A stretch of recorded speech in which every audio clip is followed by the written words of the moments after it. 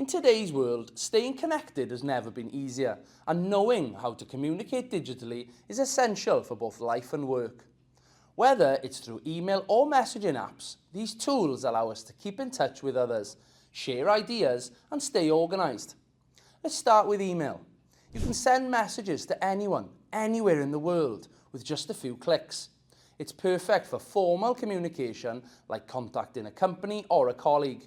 You can also attach files, images, or documents to share important information instantly.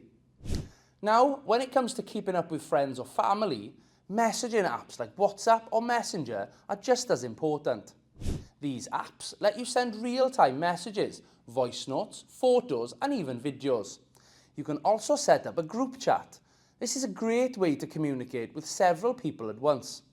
Setting up a group is simple. Just open the app, choose the people you want to include, and create a group. It's a fantastic way to stay in touch, share updates, and make plans without sending the same message over and over again.